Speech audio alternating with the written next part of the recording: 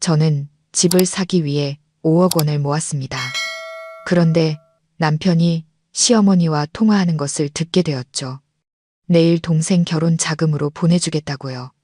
저는 모른 척 아무것도 못 들은 척 했습니다. 그리고 다음 날 남편이 돈을 보내기 전 제가 먼저 한 발 앞서 움직였습니다. 지난 10년, 결혼 생활 10년, 며느리로 살아온 10년, 제 자신을 잊을 정도로 아끼고 또 아끼며 살아온 10년이었습니다. 지난 10년 동안 저는 마치 꿀을 모아 집을 짓는 일벌과도 같았습니다. 제가 꿈꾸던 보금자리는 좁고 후텁지근한 이 월세방이 아니었습니다. 꽃을 가득 심을 수 있는 베란다가 있는 예쁜 작은 아파트였죠. 남편 민준 씨가 작은 책상을 놓고 책을 읽고 우리 아이들이 태어나면 제대로 된 공부방을 가질 수 있는 그런 곳이요. 저는 그 꿈을 저축하는 돈 한 푼 한 푼에 소중히 담았습니다. 그리고 오늘 제 이름으로 된 통장 잔고가 정확히 5억 원에 도달했을 때 저는 울고 말았습니다. 오랜 세월의 고생 끝에 찾아온 행복과 만족감의 눈물이었습니다. 저는 이번 주말 결혼 10주년 기념일에 맞춰 남편에게 이 통장을 보여주며 깜짝 놀라게 해줄 계획이었습니다. 저는 남편이 놀라움과 기쁨에 휩싸일 표정을 상상했습니다. 저를 힘껏 껴안으며 자신과 이 가정을 위해 이토록 희생해준 아내에게 고맙다고 말하겠죠. 저는 낡아빠진 통장을 바라보며 형용할 수 없는 기쁨에 잠겨 있었습니다. 그날 오후 저는 일찍 장을 봐서 민준 씨가 가장 좋아하는 음식들로 맛있는 저녁 식사를 준비하기로 마음먹었습니다. 작은 월세방은 이상하리만치 아늑해졌습니다. 맛있는 음식 냄새가 방 안가득 퍼졌습니다. 마지막 음식을 식탁에 올리며 익숙한 콧노래를 흥얼거리던 그때 남편이 돌아오는 소리가 들렸습니다. 하지만 오늘은 평소와 달리 바로 집으로 들어오지 않았습니다. 베란다에 서서 누군가에게 전화를 걸더군요. 목소리는 작았지만 무척이나 중요한 이야기인 듯 했습니다. 저는 미소를 지으며 일이겠거니 생각하고 방해하지 않으려 했습니다. 조용히 부엌으로 돌아가 남편에게 줄 시원한 물 한 잔을 따랐죠. 바로 그 순간 제가 막 밖으로 나가려던 찰나 전화기 너머로 들려오는 남편의 말이 얼음물처럼 제 심장에 쏟아졌습니다. 저는 그 자리에 얼어붙고 말았습니다. 어머니, 걱정 마세요. 제가 다 알아서 처리했어요. 5억, 정확히 5억 원이에요. 한 푼도 모자라지 않아요. 서연이가 방금 저한테 자랑하더라고요. 제가 말씀드렸잖아요. 제가 키우는 황금알을 낳는 거위는 절대 어머니를 실망시키지 않는다니까요. 남편의 목소리는 너무나 가볍고 의기양양했습니다. 심장이 미친 듯이 뛰기 시작했습니다. 서연이 황금알을 낳는 거위, 지금 저에 대해 이야기하는 건가요? 저는 부엌 조리대를 붙잡고 겨우 서서 귀를 쫑긋 세우고 계속 들었습니다. 네, 이번에 민호 결혼하면 우리 집안이 친척들 앞에서 얼마나 어깨가 펴지겠어요. 신부 측에서 얼마를 요구하든 다 맞춰줄 수 있다고요. 어머니, 민호한테 마음의 준비나 하라고 하세요. 내일 제가 어떻게든 돈을 빼서 바로 보내드릴게요. 집 사는 건요? 아, 그건 천천히 생각해도 되죠. 우리 부부 아직 젊은데 몇 년 더 월세 살아도 괜찮아요. 중요한 건 동생 민호의 결혼이죠. 머리가 빙빙 돌았습니다. 남편이 거짓말을 하고 있었습니다. 저에게 약속했잖아요. 함께 돈을 모아 우리만의 집을 사자고. 월세 사는 게 지긋지긋하다고 했잖아요. 저에게 더 나은 삶을 주고 싶다고 했잖아요. 그 모든 게 다 거짓이었나요? 하지만 저를 완전히 무너뜨린 것은 남편의 마지막 한마디였습니다. 평생 잊을 수 없을 것 같은 한마디. 남편은 비웃듯 웃었습니다. 제가 한 번도 들어본 적 없는 그런 웃음소리였습니다. 그리고는 목소리를 낮춰 말했죠. 어머니, 뭘 걱정하세요. 그 멍청한 마누라는 구슬리기 아주 쉬워요. 제가 달콤한 말 몇 마디 던지고 약속 좀 해주면 금방 홀딱 넘어온다니까요. 지난 10년간 우리 집 ATM기나 다름없었어요. 걱정 마세요. 김서연은 완전히 제 손바닥 안에 있다고요. 멍청한 마누라, 손바닥 안. 한 글자 한 글자가 수천 개의 칼날이 되어 제 심장을 난도질했습니다. 손에 들고 있던 물컵이 바닥으로 떨어져 산산조각 났습니다. 지난 10년간의 제 꿈과 사랑처럼요. 날카로운 파열음에 남편은 깜짝 놀랐습니다. 그는 서둘러 전화를 끊고 저를 돌아봤습니다. 그의 얼굴에는 당황한 기색이 역력했습니다. 조심 좀 하지. 왜 그래? 다친 데 없어. 저는 그를 바라봤습니다. 제가 사랑하고 믿고 모든 것을 희생했던 그 남자를요. 그 얼굴은 여전했습니다. 제가 매일 보던 그 걱정스러운 표정. 하지만 오늘따라 왜 이렇게 위선적이고 무섭게 느껴질까요? 저는 고개를 저으며 억지로 비뚤어진 미소를 지어 보였습니다. 괜찮아요. 그냥 좀 피곤해서. 저는 허리를 숙여 깨진 유리 조각들을 주었습니다. 제 마음에 산산조각 난 파편들을 줍는 것 같았습니다. 눈물이 쏟아질 것 같았지만 입술을 꽉 깨물고 안으로 삼켰습니다. 안 돼, 서연아. 울면 안 돼. 저들에게 약한 모습을 보여서는 안 돼. 넌 멍청이가 아니야. 넌 ATM기가 아니야. 지금부터 이 연극의 감독은 바로 너야. 그날 저녁 식사 자리에서 저는 여전히 웃는 얼굴로 남편에게 반찬을 집어주고 아무 일도 없었다는 듯이 그의 회사 일에 대해 물었습니다. 하지만 제 마음속에서는 폭풍이 휘몰아치고 있었습니다. 집과 아이들에 대한 꿈은 산산조각 났습니다. 대신 더 차갑고 잔인한 다른 계획이 싹트기 시작했습니다. 그날 밤 저는 민준 씨 옆에 누웠지만 너무나 낯설고 차갑게 느껴졌습니다. 여전히 익숙한 그의 등, 여전히 규칙적인 그의 숨소리. 하지만 지금 저에게 그는 그저 낯선 사람, 한 침대를 쓰는 사기꾼일 뿐이었습니다. 저는 눈을 감고 깊이 잠든 척했지만 정신은 그 어느 때보다 또렷했습니다. 그의 말이 귓가에 계속 맴돌았습니다. 멍청한 마누라, 황금알을 낳는 거위, ATM기. 처음에 고통이 가라앉자 끓어오르는 분노와 배신감이 그 자리를 대신했습니다. 10년의 청춘, 불평 한마디 없이 희생한 10년의 대가가 이런 경멸과 뻔뻔한 이용이었나요? 제가 뭘 잘못했죠? 그를 사랑한 게 잘못인가요? 그를 믿은 게 잘못인가요? 아니면 가장 큰 잘못은 너무 유순하고 순종적이었던 제 자신인가요? 아니, 이렇게 무너질 수는 없습니다. 지난 10년간의 내 노력과 땀, 눈물이 다른 사람에게 이렇게 뻔뻔하게 빼앗기게 둘 수는 없습니다. 울 만큼 울었습니다. 이제는 행동할 때입니다. 하지만 소란을 피울 수는 없습니다.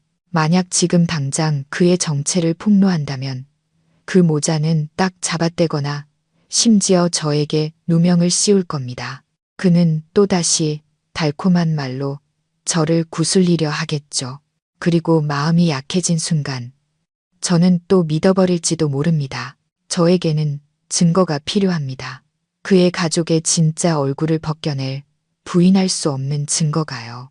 다음 날 아침 민준 씨가 출근하자마자 제가 가장 먼저 한 일은 제 유일한 친구인 수진에게 전화하는 것이었습니다.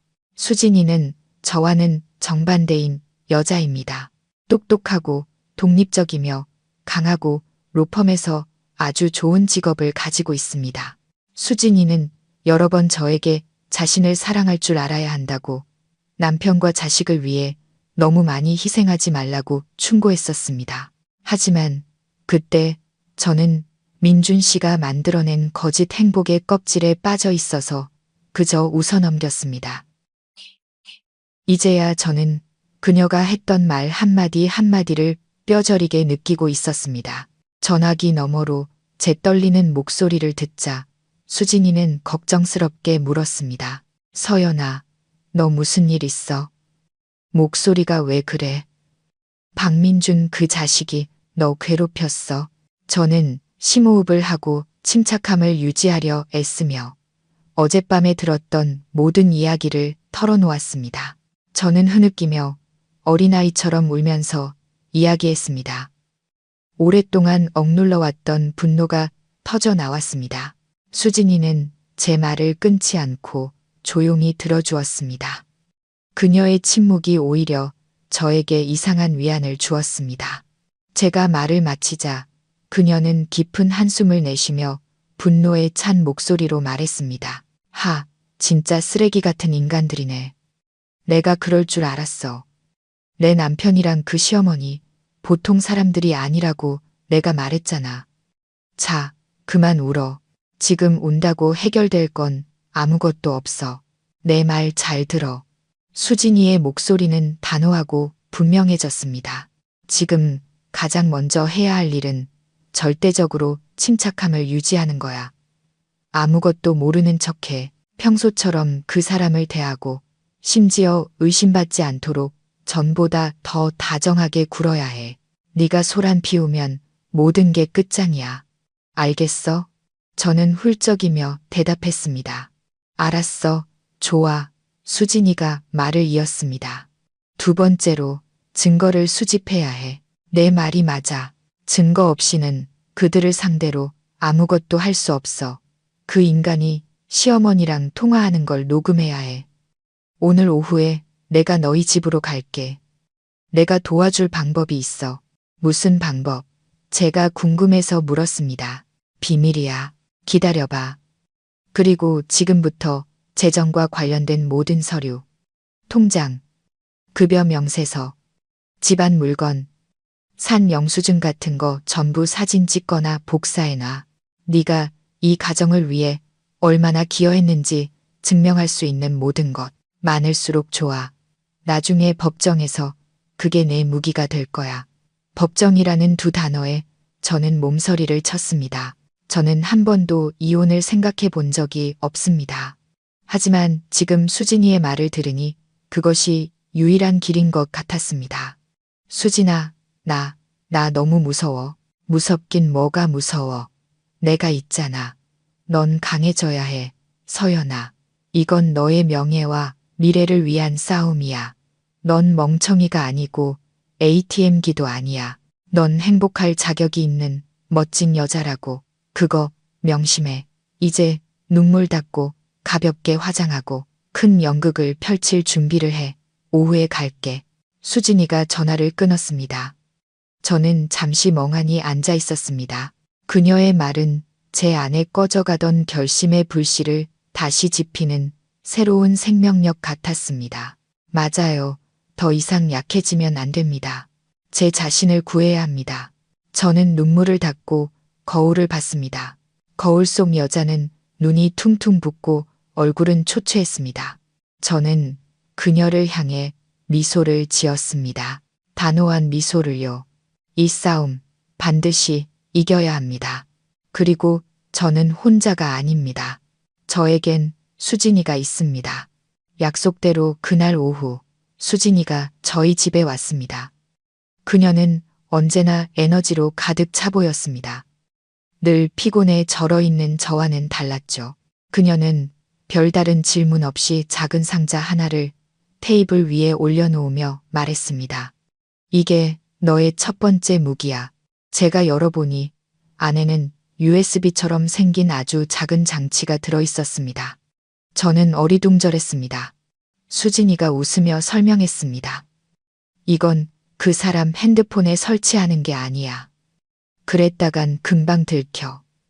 이건 초소형 녹음기고 음질도 아주 좋아. 자석이 붙어 있어. 박민준이 자주 앉아서 통화하는 거실이나 침실에 눈에 띄지 않는 곳에, 예를 들어 책상 밑이나 의자 밑 같은 곳에 붙여두기만 하면 돼. 배터리는 일주일은 갈 거야. 배터리가 다 닳으면 몰래 떼서 충전하고. 저는 그 장치를 손에 들었습니다. 무겁게 느껴졌습니다. 이것이 제 계획의 첫걸음입니다.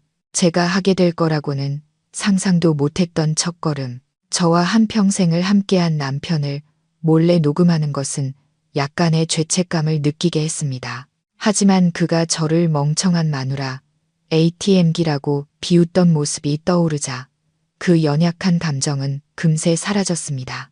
그들이 저를 이렇게 만든 겁니다. 그럼 걔 핸드폰은? 제가 물었습니다. 천천히. 수진이가 제 어깨를 두드렸습니다. 모든 일에는 때가 있는 법이야. 지금 네가 걔 핸드폰을 만지작거리면 바로 의심할 거야. 일단 이것부터 사용해. 넌 인내심을 가져야 해. 서연아, 이 싸움은 인내심과 냉철한 머리가 필요해. 민준 씨가 샤워를 하는 틈을 타. 저는 떨리는 손으로 녹음기를 들고 거실을 한 바퀴 돌았습니다. 그는 통화가 잘 터지고 시원하다는 이유로 베란다 근처 소파에 앉아 통화하는 습관이 있었습니다. 저는 욕실을 힐끗 쳐다봤습니다.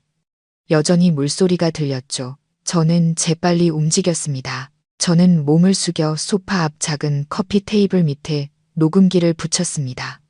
딸깍하는 아주 작은 소리와 함께 자석이 테이블의 철제 프레임에 단단히 고정되었습니다. 저는 일어섰습니다. 심장이 쿵쾅거렸습니다. 일을 마치자 저는 안도의 한숨을 내쉬었습니다. 마치 엄청나게 위험한 일을 해낸 기분이었습니다. 그날부터 저는 이중 생활을 시작했습니다. 낮에는 여전히 현명하고 사려 깊은 아내였습니다. 밤이 되어 민준 씨가 깊이 잠들면 저는 원치 않는 탐정이 되었습니다. 저는 집안의 모든 서류를 다시 뒤지기 시작했습니다. 다행히 민준 씨는 성격이 꽤 덤벙대서 모든 것을 제가 관리하게 했습니다. 저는 낡은 서류철 하나를 발견했습니다. 그 안에는 모든 것이 다 들어 있었습니다. 10년 전 저와 그의 근로계약서, 매년 인상된 급여 내역서까지. 저는 조심스럽게 핸드폰으로 한 장 한 장 사진을 찍어 비밀번호로 보호된 비밀 폴더에 저장했습니다. 다음은 급여 명세서였습니다. 매달 우리 부부의 월급은 모두 제 통장으로 들어왔습니다. 그가 자기가 관리하는 게 안전해. 내가 돈을 가지고 있으면 낭비하게 되라고 말했기 때문입니다. 알고 보니 그 말도 계획의 일부였던 겁니다. 저는 은행 앱에 로그인하여 지난 10년간의 모든 거래 내역을 다운로드했습니다. 빽빽한 숫자들은 제 수입과 그의 수입, 그리고 가정의 모든 지출 내역을 명확하게 기록하고 있었습니다. 생활비, 월세, 전기세, 수도세, 양가 경조사비, 대부분의 큰 지출은 제 월급에서 나갔습니다. 그의 월급 중 일부는 용돈으로 쓰였고 나머지는 그가 저축 통장에 넣었습니다. 통장은 제 이름으로 되어 있었지만 결혼 생활 중에 공동 재산이었습니다. 이제야 알겠습니다. 그는 제가 신뢰감을 느끼고 더 열심히 돈을 모으게 하기 위해 제 이름을 사용한 겁니다. 그리고 수확할 때가 되면 그는 돌변할 작정이었던 거죠. 저는 집안의 값비싼 물건들, TV, 냉장고, 세탁기, 오토바이 등을 구매한 영수증 더미도 찾아냈습니다. 모두 제가 직접 가서 사고 제 돈으로 지불한 것들이었습니다. 저는 한 장도 빠짐없이 모두 사진으로 찍었습니다. 사진 한 장 한 장, 숫자 하나하나가 저의 기여와 희생을 증명하는 강력한 증거였습니다. 증거를 모을수록 분노가 치밀어 올랐습니다. 알고 보니 저는 그동안 아내일 뿐만 아니라 이 가정의 주된 노동자이자 경제적 기둥이었던 겁니다. 그런데 그와 그의 가족은 저를 마치 기생충처럼 쉽게 속일 수 있는 바보처럼 여겼습니다. 일주일 후 저는 용기를 내어 녹음기를 확인했습니다. 민준 씨가 출근하기를 기다려 조심스럽게 떼어내 컴퓨터에 연결했습니다. 첫 번째 녹음 파일을 열었을 때 심장이 마구 뛰었습니다. 민준 씨와 시어머니의 익숙한 목소리가 흘러나왔습니다. 그들의 대화 내용은 돈 이야기뿐이었습니다. 민준아, 어떻게 돼가니? 서연이 걔 뭐 의심하는 거 없지? 네, 어머니. 아직 저를 철석같이 믿고 있어요. 걱정 마세요. 제가 지금 돈 빼낼 좋은 날을 보고 있어요. 친구랑 사업 투자하는데 급전이 필요하다고 말하면 분명히 줄 거예요. 그래, 그럼 다행이다. 나도 조바심이 나서 죽겠다. 그쪽 집에서 계속 재촉하잖아. 결혼 자금이 없으면 결혼 이야기 꺼내지도 말라더라. 알아서 빨리 좀 처리해라. 온 식구가 너만 쳐다보고 있다. 네, 알겠습니다. 어머니, 저한테 너무 자주 전화하지 마세요. 혹시 서연이가 들으면 귀찮아져요. 저는 그 녹음 파일을 몇 번이고 다시 들었습니다. 두 손을 불끈 쥐었습니다. 사업 투자라니 또 뻔뻔한 거짓말. 그들은 제 돈을 공개적으로 빼앗을 계획을 짜고 있었습니다. 혐오감이 속에서 치밀어 올랐습니다. 저는 그 녹음 파일을 첫 번째 증거라는 이름으로 저장했습니다. 제가 가야 할 길은 아직 멀지만 제 자신을 지킬 첫 번째 무기를 손에 넣었다는 것을 알았습니다. 이 전쟁은 이제 막 시작되었습니다. 첫 번째 녹음 파일을 확보한 후 저는 더 이상 지체할 수 없다는 것을 알았습니다. 그 모자의 계획은 착착 진행되고 있었고 저는 한 발 앞서 움직여야 했습니다. 그들이 그 돈에 손대게 할 수는 없습니다. 그 돈은 저의 땀과 눈물 그리고 청춘이었습니다. 저는 제 자산을 지킬 견고한 방어벽을 세워야 했습니다. 그들이 스스로 걸어 들어올 함정을요. 다음 날 아침 식사 중에 저는 슬픈 척하며 가끔 한숨을 쉬었습니다. 민준 씨가 그것을 보고 물었습니다. 무슨 일 있어? 요즘 계속 이상해 보이네. 안 좋은 일이라도 있어? 바로 이때다. 제가 기다리던 기회였습니다. 저는 고개를 들어 그를 쳐다보며 일부러 걱정되고 불안한 표정을 지었습니다. 여보, 무슨 일인지 모르겠어요. 오늘 아침에 시골에 계신 어머니 약값 좀 보내드리려고 했는데 은행 앱이 계속 안 들어가지네요. 계속 시스템 오류라고만 떠요. 너무 걱정돼요. 우리 계좌에 무슨 문제 생긴 건 아닐까요? 저는 일부러 크고 명확하게 은행 앱 오류를 강조하며 말했습니다. 민준 씨는 제 말을 듣고 얼굴색이 약간 변했습니다. 그는 그 무엇보다 이 계좌에 관심이 많았습니다. 오류, 왜 오류가 나? 핸드폰 줘봐. 내가 한번 볼게. 저는 그에게 핸드폰을 건넸습니다. 물론 저는 미리 앱에서 로그아웃해둔 상태였습니다. 민준 씨는 몇 번이나 로그인을 시도했지만 실패했습니다. 제가 그 전에 일부러 비밀번호를 몇 번 틀리게 입력해서 계정이 일시적으로 잠기게 만들었기 때문입니다. 그는 미간을 찌푸렸습니다. 이상하네. 아마 은행 시스템 점검 중인가 봐. 오후에 다시 해봐. 저는 고개를 저으며 더욱 슬픈 표정을 지었습니다. 안 될 거예요. 방금 고객센터에 전화해봤어요. 제 계좌에 비정상적인 접근 시도가 있어서 안전을 위해 임시로 잠갔대요. 은행 창구에 직접 가서 신분 확인하고 비밀번호를 바꿔야 한다네요. 너무 번거로워요. 여보, 저는 민준 씨의 표정을 살폈습니다. 그는 제 말을 믿는 듯 했습니다. 걱정이 얼굴에 역력했습니다. 그는 저보다 그 5억 원을 더 걱정하고 있었습니다. 그래? 위험하네. 그럼 오늘 오후에 잠깐 휴가 내고 은행 가서 바로 처리해. 돈 문제는 장난이 아니잖아. 저는 고개를 끄덕였습니다. 네, 저도 그럴 생각이었어요. 이참에 그냥 모바일 뱅킹 연동도 해지해 버리려고요. 요즘 인터넷 사기가 너무 많아서 무서워요. 앞으로 돈 보낼 일 있으면 그냥 은행에 직접 가는 게 마음 편할 것 같아요. 조금 번거롭더라도 그게 확실하죠. 민준 씨는 제 말을 듣고 처음에는 잠시 생각에 잠겼습니다. 제가 앱을 해지하면 어떻게 그 큰 돈을 쉽게 이체할 수 있을까 생각하는 게 틀림없었습니다. 하지만 이내 그는 고개를 끄덕이며 동의했습니다. 당신 말이 일리가 있네. 안전이 최고지. 그렇게 해. 좀 귀찮아도 그게 낫겠다. 그가 그렇게 쉽게 동의한 것은 자기가 입만 열면 제가 순순히 돈을 가져다 줄 것이라고 자신했기 때문입니다. 그는 이것이 제가 설치한 함정의 첫 단계라는 것을 전혀 예상하지 못했습니다. 그날 오후 저는 은행에 갔습니다. 하지만 민준 씨에게 말한 것처럼 오류를 처리하러 간 것이 아니었습니다. 저는 직원에게 모바일 뱅킹 앱은 그대로 유지하고 제 계정 잠금만 풀어달라고 요청했습니다. 그런 다음 2가지 중요한 일을 처리했습니다. 첫째, 하루 이체 한도를 500만 원이라는 매우 낮은 금액으로 재설정했습니다. 이 금액을 초과하는 모든 거래는 거부될 것입니다. 둘째, 그리고 이것이 결정적인 한 방이었습니다. 저는 거액, 구체적으로 1억 원 이상의 거래에 대해 거래 지연 기능을 활성화해 달라고 요청했습니다.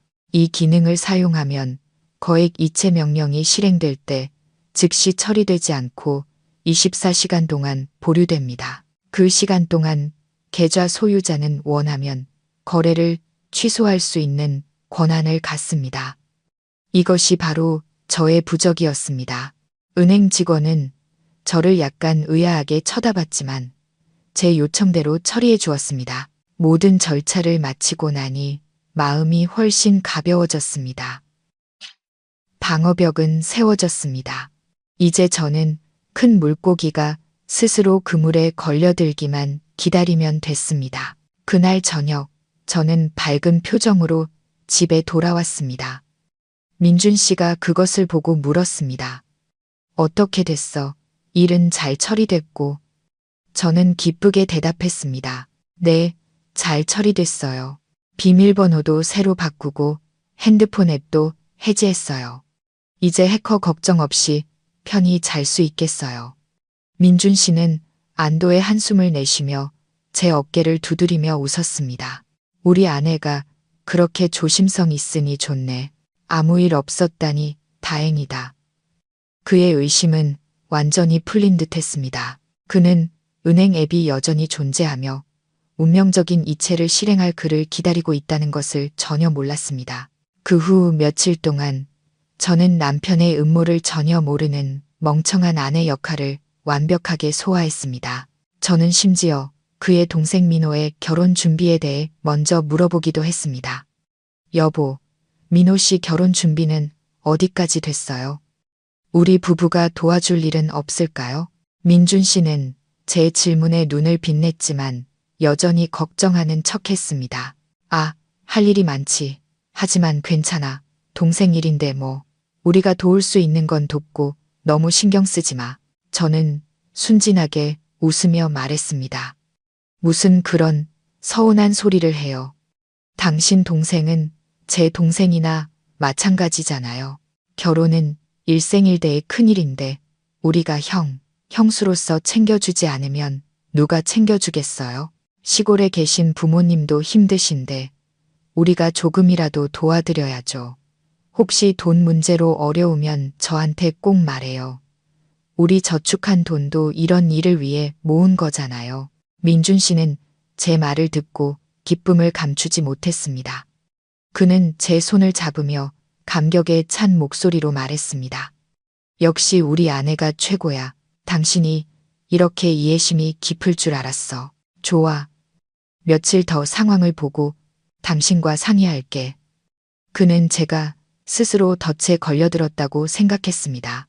제가 그런 말을 한 것이 그가 더 빨리 행동하게 만들어 제 함정이 더 빨리 작동하게 하려는 것임을 그는 몰랐습니다. 연극은 점점 더 흥미진진해졌고 저는 마지막 피날레를 기다리고 있었습니다. 제 예상대로 제가 선의의 제안을 한 지 이틀 만에 시어머니에게서 전화가 왔습니다. 민준 씨는 전화를 받은 후 들뜬 목소리로 저에게 말했습니다. 여보, 이번 주말에 어머니가 우리 집에 와서 밥 먹으래. 오랜만에 온 가족이 모이고 싶으시다고. 우리 2사람이 너무 보고 싶으시다고 하네. 저는 그 말을 듣고 속으로 냉소했습니다. 우리를 보고 싶은 걸까? 아니면 내 5억 원을 보고 싶은 걸까?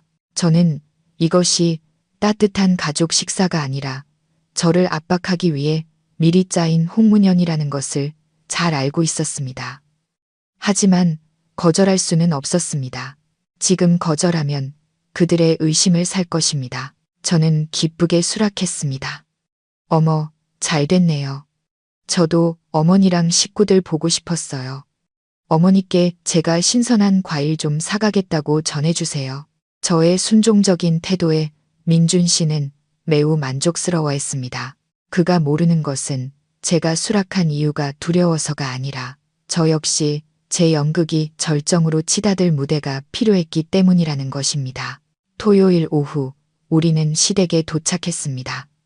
집은 예전과 같았지만 오늘의 분위기는 뭔가 달랐습니다. 시어머니는 평소와는 다른 열렬함으로 문 밖까지 나와 우리를 맞이했습니다. 그녀는 제 손을 잡고 집으로 끌고 들어가며 칭찬을 아끼지 않았습니다. 어이구, 우리 며느리, 요즘 왜 이렇게 예뻐졌어? 살이 아주 보기 좋게 올랐네. 우리 민준이가 아내를 잘 챙기나 보네. 저는 그저 몇 마디 예의상의 대답으로 웃어 넘겼습니다. 시동생 민호와 그의 예비 신부도 와 있었습니다. 그 아가씨는 젊고 화사했지만 저를 보는 눈빛에는 뭔가 탐색하는 듯한 기색이 있었습니다. 오늘 온 가족이 저에게 이상할 정도로 잘해줬습니다. 시어머니는 계속해서 제 밥그릇에 반찬을 놓아주셨습니다. 민호는 형수님, 더 드세요라고 입버릇처럼 말했습니다. 민준 씨는 제 옆에 앉아 마치 저의 책임을 상기시키려는 듯 가끔 의미심장한 눈빛으로 저를 쳐다봤습니다.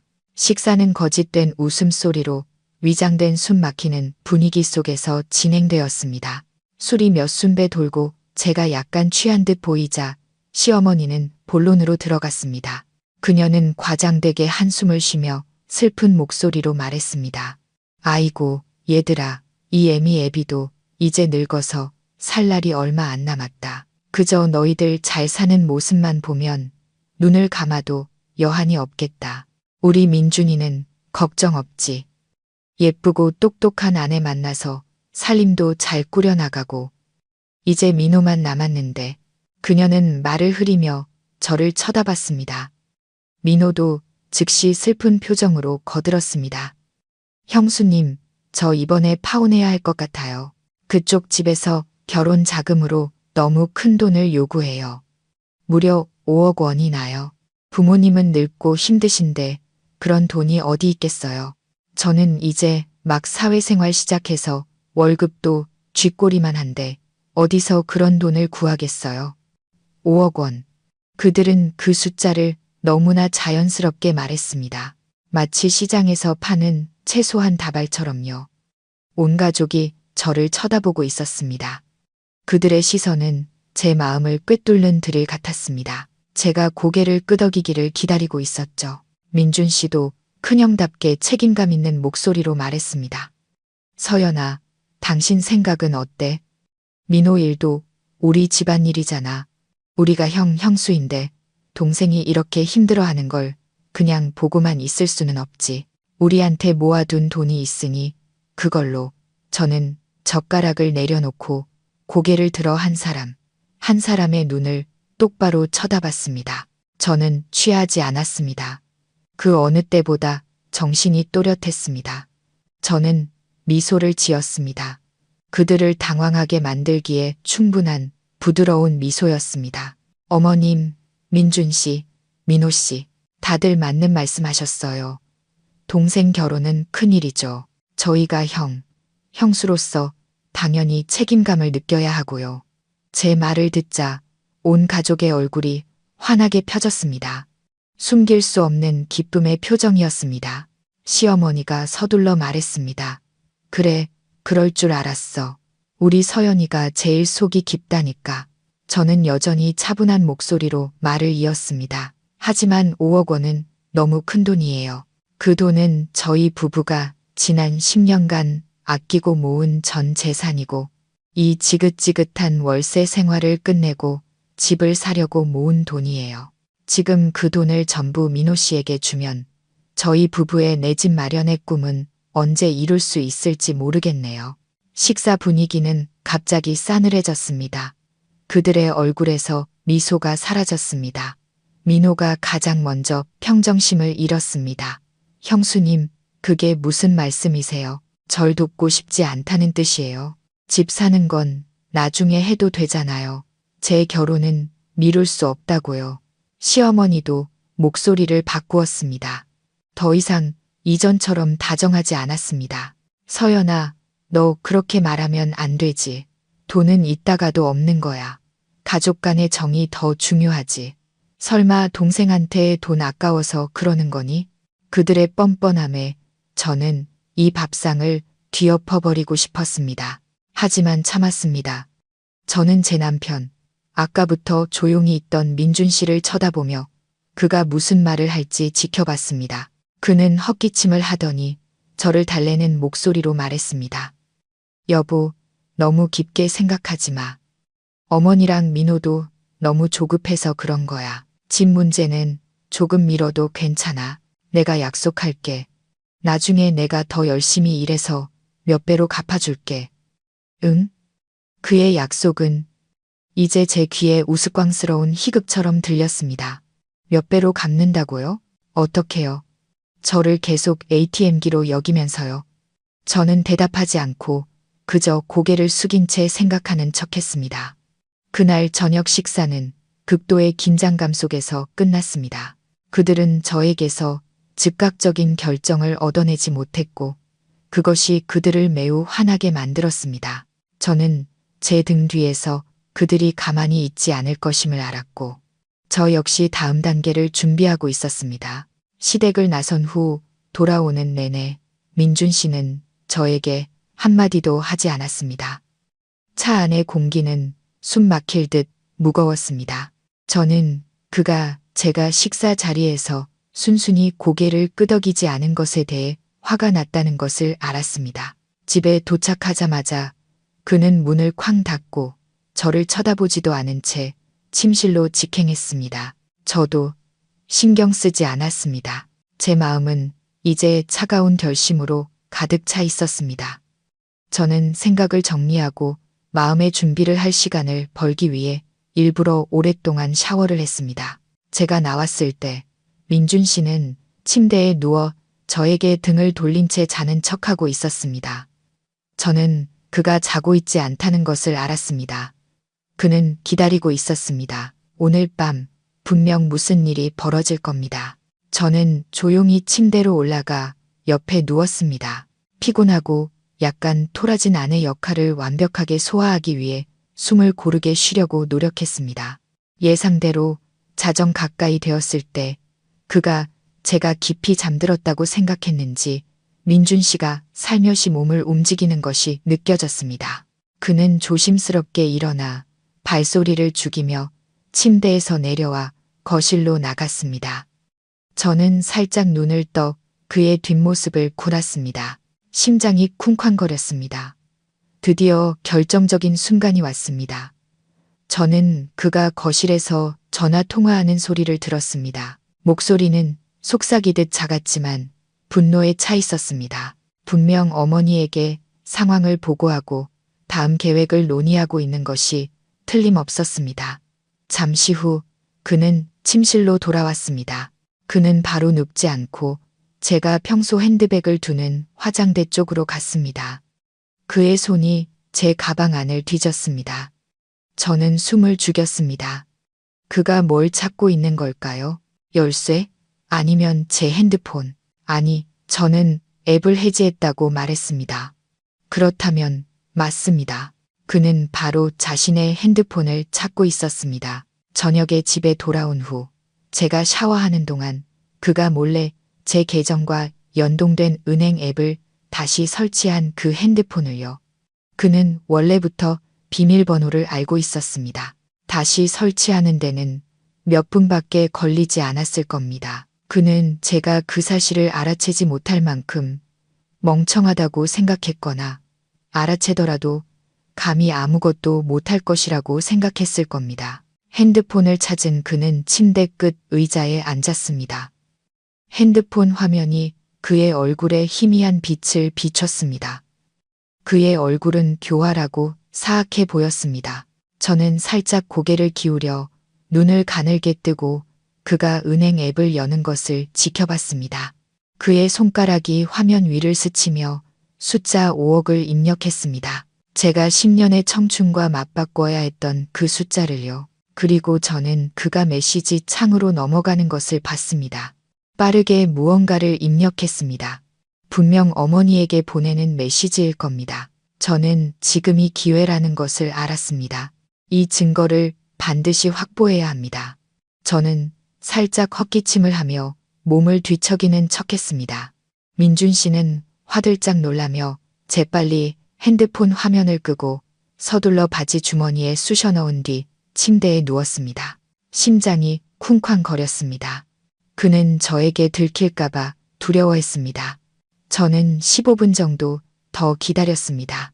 그의 규칙적인 숨소리가 들릴 때까지. 이번에는 정말 잠든 것 같았습니다.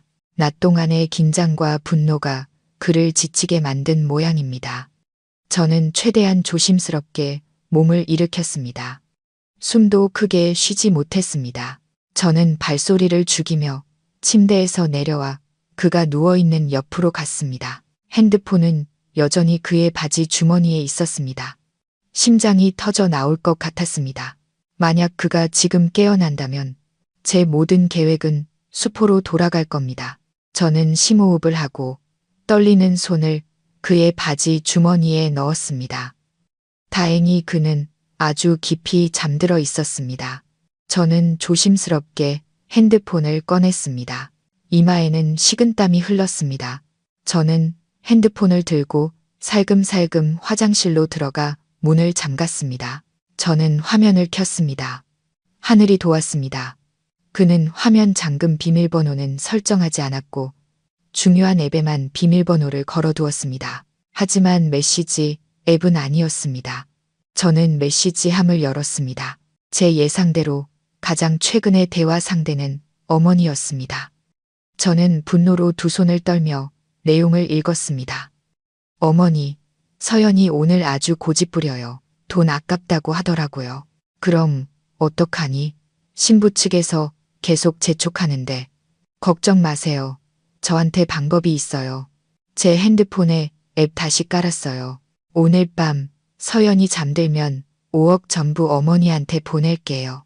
내일 아침에 걔가 알게 돼도 이미 엎질러진 물이에요. 아무것도 못할 거예요. 그렇게 해도 괜찮겠니? 걔가 난리치면 어떡해. 걔가 뭘 할 수 있겠어요. 지난 몇 년간 저한테 반항 한 번 못했는데요. 일단 돈부터 받고 생각해요. 어머니, 돈 받을 준비하세요. 이체 끝나면 바로 문자 드릴게요. 증거가 여기 있었습니다. 그들의 재산 탈취 음모에 대한 부인할 수 없는 증거. 저는 서둘러 제 핸드폰을 꺼내 그 메시지 내용을 전부 사진으로 찍었습니다. 한 글자도 빠짐없이 선명하게 찍었습니다. 일을 마친 후 저는 흔적을 남기지 않기 위해 그의 핸드폰 갤러리에서 방금 찍은 사진들을 모두 삭제했습니다. 저는 조심스럽게 핸드폰을 민준 씨의 바지 주머니에 다시 넣어두었습니다. 꺼낼 때처럼 조용히요. 그런 다음 저는 침대로 돌아와 누웠지만 눈은 천장을 향해 활짝 뜨고 있었습니다. 제 안의 분노와 결심은 이제 극에 달했습니다. 연극은 이제 막을 내릴 때가 되었습니다.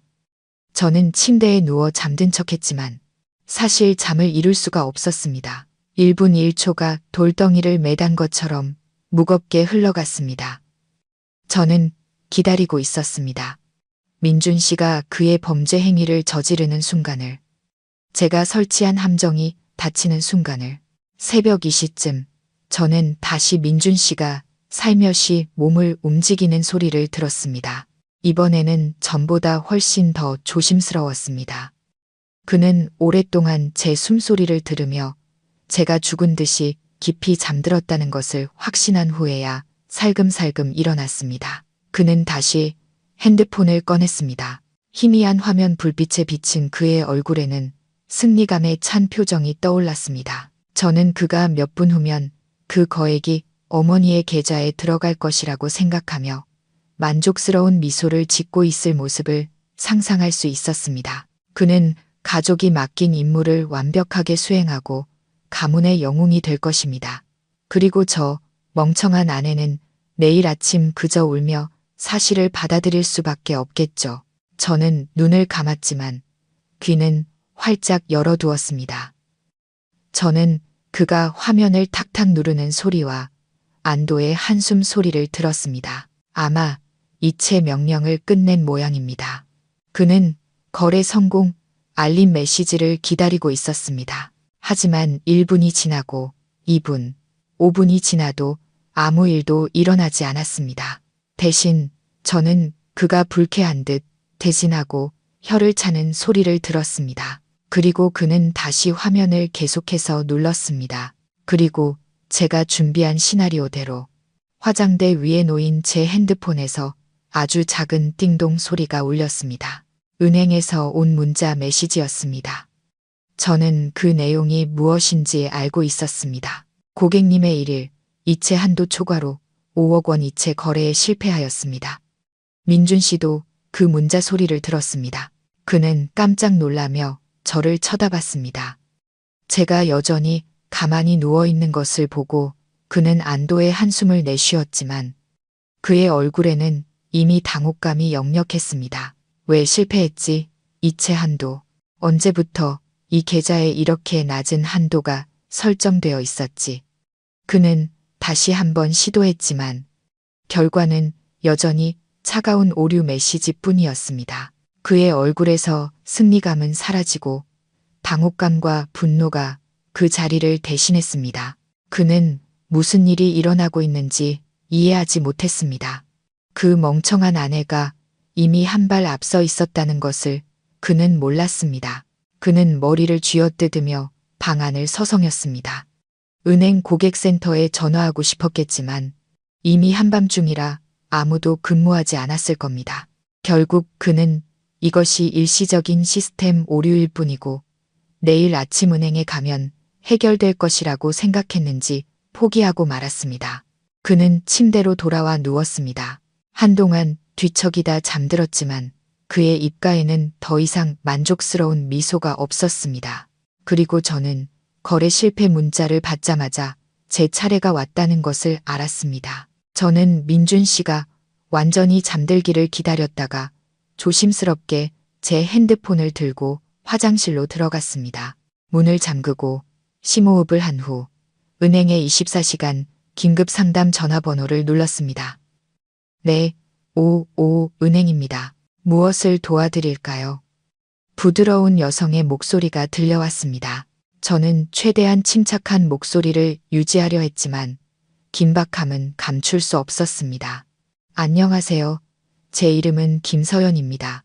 제 계좌번호는 긴급한 일로 전화드렸습니다. 방금 제 계좌에서 5억 원이라는 비정상적인 이체 시도가 있었지만 실패했습니다. 누군가 제 계좌에 불법적으로 접근하여 자산을 탈취하려는 것 같습니다. 즉시 이 계좌의 카드와 모든 온라인 거래를 영구적으로 동결시켜 주십시오. 전화기 저편의 직원은 제 요구에 약간 놀란 듯 했습니다. 네, 김서연 고객님. 진정하시고 본인 확인을 위해 몇 가지 정보를 여쭤봐도 될까요? 저는 주민등록번호, 생년월일, 주소 등 계좌 소유자만이 알 수 있는 정보들을 막힘없이 말했습니다. 확인이 끝나자 직원은 말했습니다. 네, 정보 확인되었습니다. 고객님의 요청에 따라 고객님의 카드와 온라인 서비스를 영구적으로 정지 처리하겠습니다. 내일 아침 가까운 영업점에 신분증을 지참하시고 방문하여 추가 절차를 진행해 주시기 바랍니다. 계좌 자체를 동결해 드릴까요? 아니요, 괜찮습니다. 저는 단호하게 대답했습니다. 카드와 온라인 거래만 막아주세요. 감사합니다. 전화를 끊고 저는 안도의 한숨을 내쉬었습니다. 마지막 그물이 쳐졌습니다. 이제부터 그 누구도, 심지어 저조차도 그 계좌에서 온라인 거래를 할 수 없게 되었습니다. 민준 씨, 그는 여전히 깊이 잠들어 있었습니다. 게임이 끝났고 그가 처참하게 패배했다는 것을 전혀 모른 채 말이죠. 그날 밤 저는 며칠 만에 처음으로 깊고 편안한 잠을 잘 수 있었습니다. 다음 날 아침 저는 평소보다 일찍 일어났습니다. 아침 햇살이 창문을 통해 들어와 방안을 환하게 비췄습니다. 저는 몸이 가뿐하고 전에는 느껴보지 못했던 에너지가 솟아나는 것을 느꼈습니다. 싸움은 곧 끝날 것이고 저는 승리를 확신했습니다. 민준 씨는 여전히 자고 있었습니다. 잠자는 동안에도 얼굴을 찌푸리고 있는 것을 보니 어젯밤의 일로 여전히 화가 나 있는 모양입니다. 저는 그를 무시했습니다. 제가 가장 먼저 한 일은 은행으로 가는 것이었습니다. 저는 직원에게 오늘 새벽 2시 15분에 있었던 5억 원 이체 실패 거래에 대한 상세 내역서를 발급해 달라고 요청했습니다. 은행에 붉은 직인이 찍힌 A사 용지를 손에 쥐자 마치 민준 씨와 그의 가족에게 내려질 판결문을 든 기분이었습니다. 다음으로 저는 가장 중요한 단계를 실행했습니다. 저는 그 저축 계좌에 있던 5억 원 전액을 인출하여 다른 은행에 새로 개설한 계좌로 옮겨달라고 요청했습니다. 오직 저만이 비밀번호를 아는 민준 씨가 절대 손댈 수 없는 계좌로요. 은행 직원이 제 이름과 5억 원이라는 숫자가 선명하게 찍힌 새로운 통장을 건네주었을 때 저는 하마터면 울음을 터뜨릴 뻔했습니다. 하지만 이것은 자유와 해방의 눈물이었습니다. 이 돈은 이제야 진정으로 제 것이 되었습니다. 더 이상 배신자와 함께 살 공동주택을 사기 위한 돈이 아니라 제가 새로운 인생을 시작하기 위한 자본금이었습니다. 은행을 나와 저는 곧장 수진이의 법률 사무소로 향했습니다. 수진이는 이미 저를 기다리고 있었습니다. 저를 보자마자 그녀는 저를 꼭 껴안으며 등을 두드려 주었습니다. 잘했어, 서연아. 아주 잘했어. 중년의 여성 변호사와 마주 앉았습니다. 엄격한 표정이었지만 눈빛에는 신뢰가 가득했습니다. 저는 마음이 훨씬 든든해졌습니다. 저는 그동안 모아온 모든 증거를 테이블 위에 펼쳐놓았습니다. 급여 명세서 사본, 쇼핑 영수증, 민준 씨와 시어머니의 대화 녹음 파일, 돈을 이체하려던 음모를 폭로하는 문자 메시지 캡처 사진들, 그리고 마지막으로 어젯밤에 실패한 거래를 증명하는 은행 내역서까지 변호사는 하나하나 꼼꼼하게 검토했습니다. 볼수록 그녀의 미간은 찌푸려졌습니다. 모든 것을 다 본 후 그녀는 고개를 들어 저를 보며 고개를 끄덕이며 말했습니다. 김서연 씨, 이 증거들이라면 아주 강력한 소송을 진행할 수 있습니다. 이혼과 재산 분할을 청구할 완전한 권리가 있습니다. 김서연 씨가 증명한 경제적 기여도와 박민준 씨의 기만 행위 및 재산 탈취 의도를 고려할 때 법원은 김서연 씨의 편을 들어줄 가능성이 매우 높습니다. 저축액 5억 원의 대부분, 심지어 전액을 요구할 수도 있습니다. 그녀는 저에게 다음 법적 절차에 대해 상세히 설명해 주었습니다. 저는 일방적으로 이혼 소송을 제기할 것입니다. 동시에 민준 씨가 고의로 돈을 이체하려 한 증거를 바탕으로 법원에 긴급 임시 조치를 신청할 것입니다. 즉, 그가 재산을 빼돌리는 것을 막기 위해 그의 이름으로 된 모든 은행 계좌와 자산을 동결하는 것입니다. 법률 사무소를 나서자 마음이 이상하리만치 평온했습니다. 모든 길이 명확하게 그려졌습니다. 저는 더 이상 두렵지도 망설여지지도 않았습니다. 제가 옳은 일을 하고 있다는 것을 알았습니다. 집 근처에 다다랐을 때 저는 길가의 한 카페에 들렀습니다. 자리에 앉아 음료를 한 잔 시킨 후 핸드폰을 꺼내 주소록에서 사랑하는 남편을 찾았습니다. 지금 보니 참 아이러니한 이름이었습니다. 저는 짧지만 천근만근의 무게가 실린 메시지를 작성했습니다. 여보, 오늘 저녁 일찍 들어와요. 5억 원에 대해 할 얘기가 있어요. 메시지를 보내고 저는 핸드폰을 껐습니다. 몇 초 후면 폭풍이 몰아칠 것을 알았습니다. 민준 씨는 저에게 미친 듯이 전화를 걸겠지만 저는 받지 않을 겁니다. 그가 저를 고통스럽게 했던 것처럼 그 역시 공황과 두려움 속에서 살게 내버려 둘 겁니다. 오늘 밤, 바로 이 월세방에서 마지막 연극이 펼쳐질 것입니다. 패가 공개될 것이고 승자는 바로 저일 겁니다. 저는 민준 씨보다 먼저 집에 도착하여 마지막 대결을 차분하게 준비했습니다. 밥도 하지 않았고 청소도 하지 않았습니다. 저는 그저 그가 평소 어머니에게 전화하던 소파에 조용히 앉아 있었습니다. 앞 커피 테이블 위에는 모든 것을 펼쳐놓았습니다. 급여 명세서 한 장 한 장, 쇼핑 영수증 더미, 어젯밤에 실패한 거래 내역서, 그리고 그 중앙에는 그와 어머니의 문자 메시지, 캡처 사진이 띄워진 제 핸드폰, 그 옆에는 작은 녹음기가 놓여 있었습니다. 방 안은 무서울 정도로 조용했고 오직 벽시계의 똑딱거리는 소리만이 심판의 시간을 향해 카운트다운하는 듯 했습니다. 저녁 6시쯤 저는 밖에서 민준 씨의 익숙한 오토바이 소리를 들었습니다. 심장이 약간 더 빨리 뛰기 시작했습니다. 두려워서가 아니라 긴장과 기대감 때문이었습니다. 저는 심호흡을 하고 최대한 차가운 표정을 유지했습니다. 문이 벌컥 열리며 민준 씨가 폭풍처럼 집 안으로 뛰어들어왔습니다. 얼굴은 창백했고 머리는 헝클어졌으며 눈빛은 공황 상태였습니다. 그는 오후 내내 저에게 수백 통의 전화를 걸었지만 연결되지 않았습니다. 제 문자는 그의 마음속에서 터진 폭탄과도 같았습니다. 서연아, 오늘 하루 종일 어디 갔었어? 왜 전화를 안 받아? 그 문자 무슨 뜻이야? 그는 두려움의 목소리가 갈라진 채 한바탕 쏟아냈습니다. 저는 대답하지 않고 그저 조용히 커피 테이블 쪽으로 턱을 까딱했습니다. 민준 씨의 시선이 제 손짓을 따라갔고 그리고 그는 얼어붙었습니다. 테이블 위에 놓인 것들을 보자 그의 동공이 수축했습니다. 그의 얼굴은 창백해졌다가 종이처럼 하얗게 질렸습니다. 그는 모든 것을 알아차렸습니다. 은행 내역서를, 자신의 문자 메시지, 캡처 사진을 알아차렸습니다. 그의 온몸이 부들부들 떨렸습니다. 그는 말을 더듬었습니다. 이게 왜 당신한테 이런 게 있어? 그때서야 저는 입을 열었습니다. 감정 없는 얼음장처럼 차가운 목소리였습니다. 왜 나한테 있냐고요? 당신 자신에게 물어봐야죠.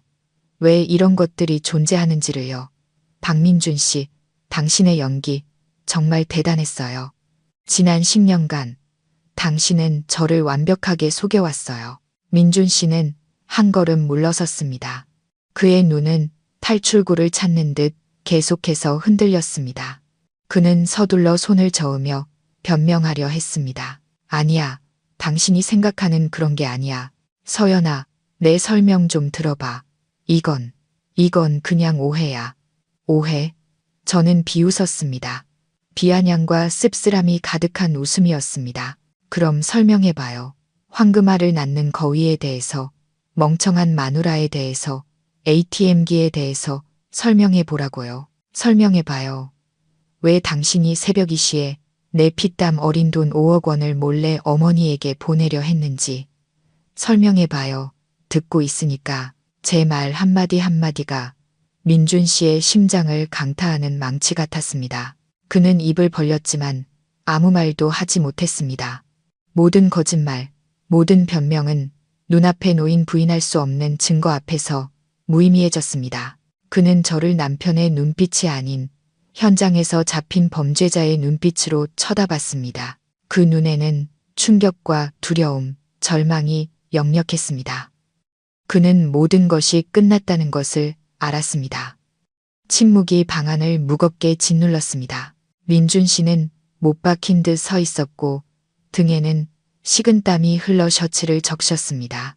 잠시 얼어붙어 있던 그는 정신을 차렸는지 아니면 죄를 부인할 다른 방법을 찾았는지 입을 열기 시작했습니다. 그는 더듬거리며 다른 이야기를 지어내려 애썼습니다. 서연아, 내 말 좀 들어봐. 내가 어머니께 돈을 보내려 한 건 맞아.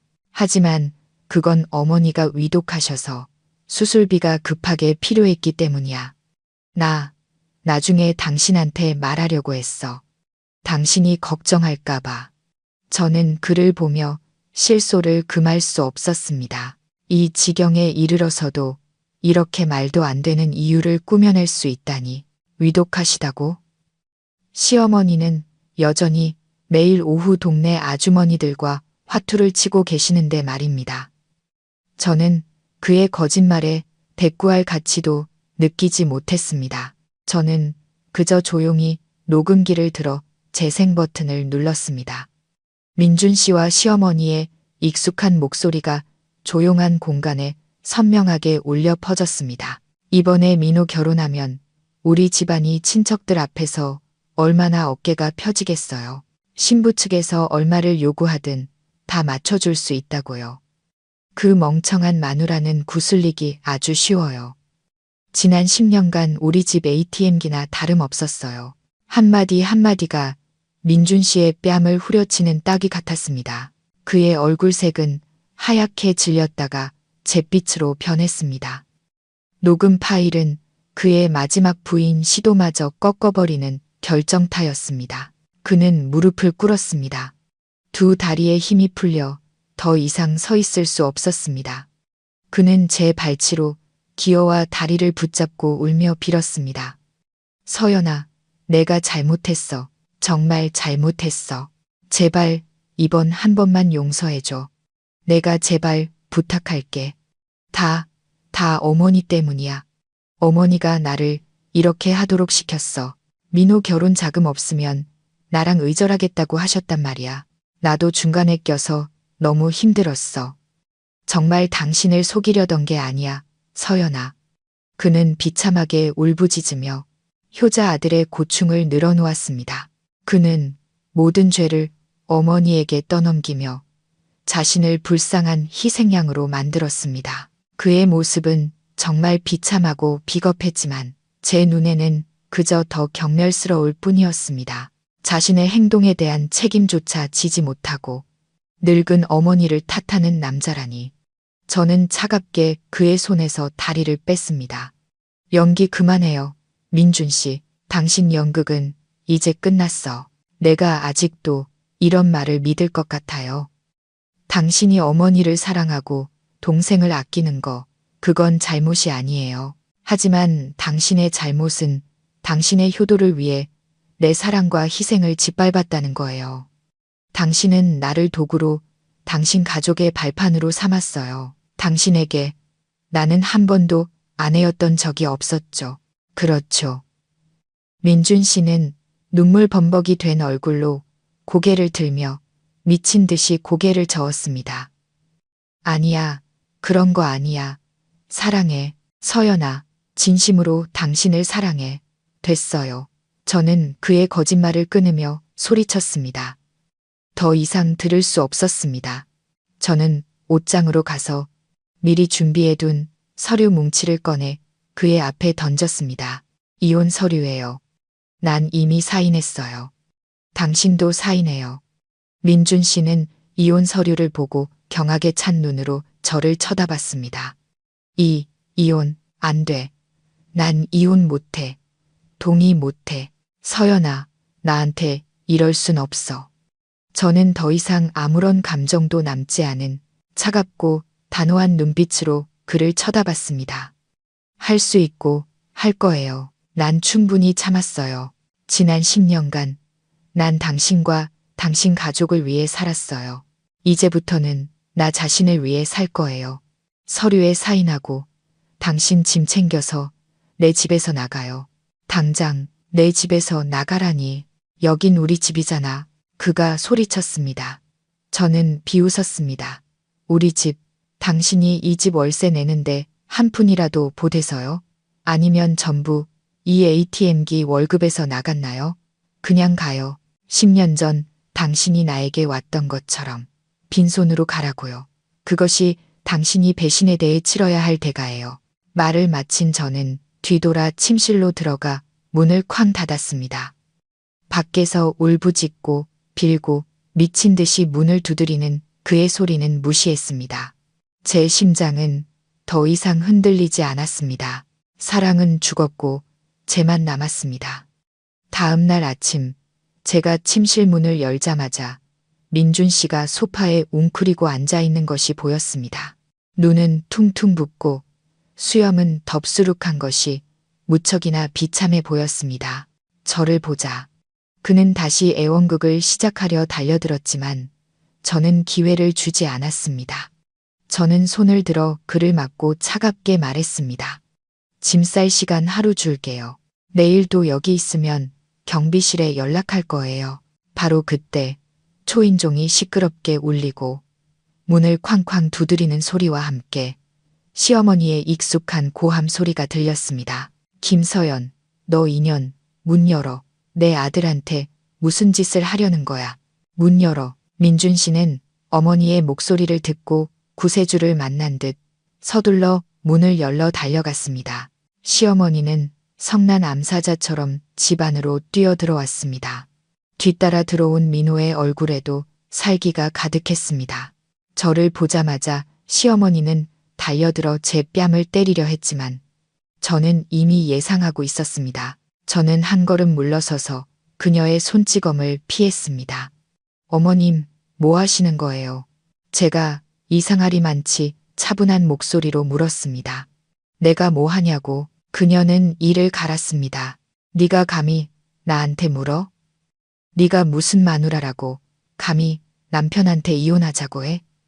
어떤 놈이랑 바람이라도 났냐? 아니면 우리 집이 가난해서 이제 돈 좀 생겼다고 버리려는 거지?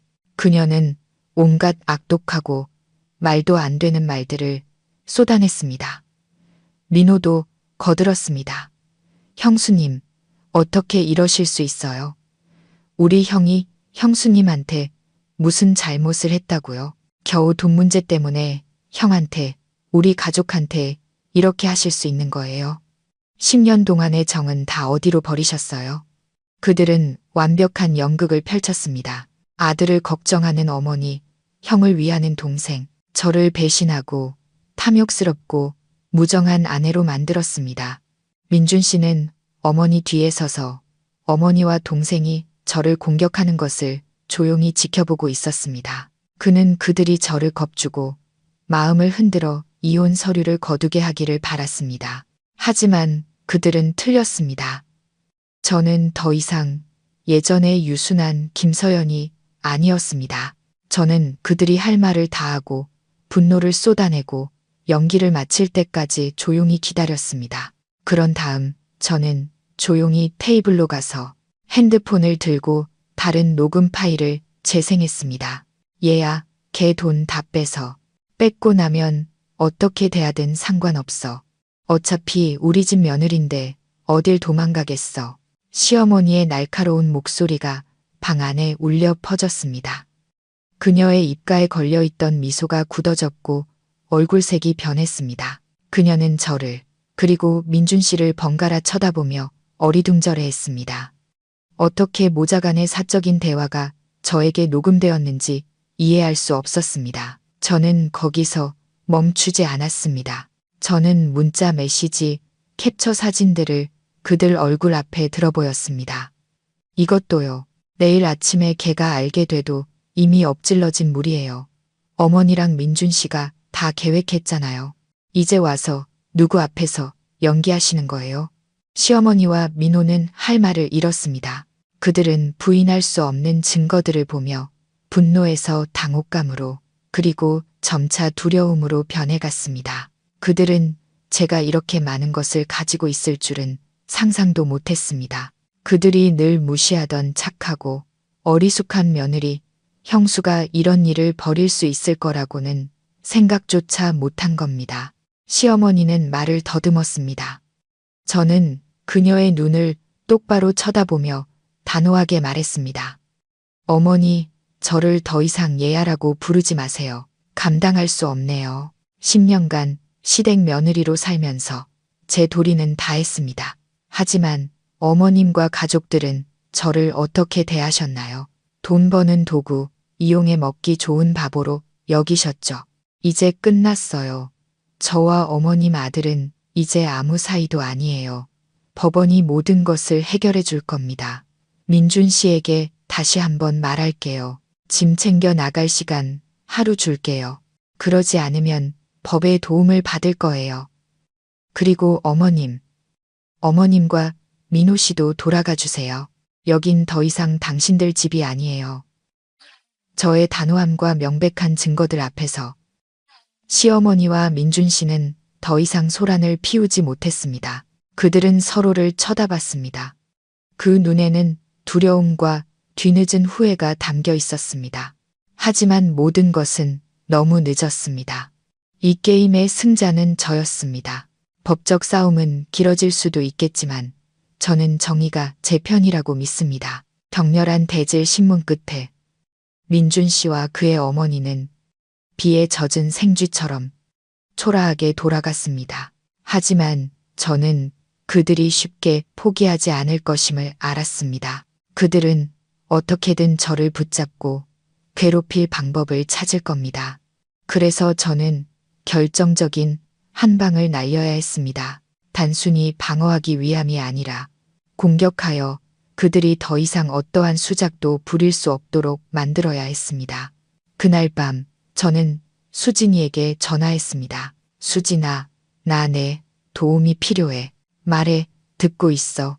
또 그 곧 전남편 될 인간 이야기야. 전화기 저편 수진이의 목소리는 여전히 장난기가 가득했습니다. 응, 이 이야기를 공론화하고 싶어. 저는 결연한 목소리로 말했습니다. 수진이는 잠시 침묵하더니 다시 물었습니다. 확실해, 서연아. 이 이야기를 공개한다는 건 너도 다른 사람들의 입방아에 오르내릴 수 있다는 뜻이야. 집안 망신이라는 게 항상 좋은 것만은 아니라고. 확실해. 저는 조금의 망설임도 없이 대답했습니다. 난 잘못한 게 없어. 부끄러울 것도 없고 난 사람들이 그들의 진짜 모습을 알았으면 좋겠어. 그들이 나에게 한 짓에 대한 대가를 치르게 하고 싶어. 그리고 이건 나처럼 비슷한 상황에 처해 있으면서도 모르고 있는 다른 여성들을 위한 경고이기도 해. 조용히 참고만 있으면 나쁜 사람들은 더 기고만장해질 뿐이야. 제 말을 듣자 수진이는 웃음을 터뜨렸습니다. 좋았어. 이게 바로 내가 보고 싶었던 김서연이야. 알았어. 그 일은 나한테 맡겨. 넌 그냥 모든 이야기를 최대한 자세하고 솔직하게 글로 쓰기만 해. 이름이랑 개인정보는 가리는 거 잊지 말고 다 쓰면 나한테 보내. 나머지는 이 마케팅 전문가가 알아서 할게. 저는 컴퓨터 앞에 앉아 지난 10년 결혼 생활의 비극을 한자 써 내려갔습니다. 집을 사려던 꿈, 배신을 알게 되었을 때의 고통, 증거를 수집하던 과정, 시댁 식구들의 악독한 말과 뻔뻔한 행동들을요. 저는 더하거나 꾸미지 않고 오직 사실만을 담담하게 적었습니다. 글을 다 쓰고 나니 천근만근의 짐을 내려놓은 기분이었습니다. 수진이는 제 글을 받고 내용을 좀 더 매끄럽게 다듬고 아주 자극적인 제목을 붙였습니다. 10년간 시댁의 ATM으로 살았던 아내의 눈물겨운 고백, 그리고 5억 원을 되찾은 통쾌한 반격.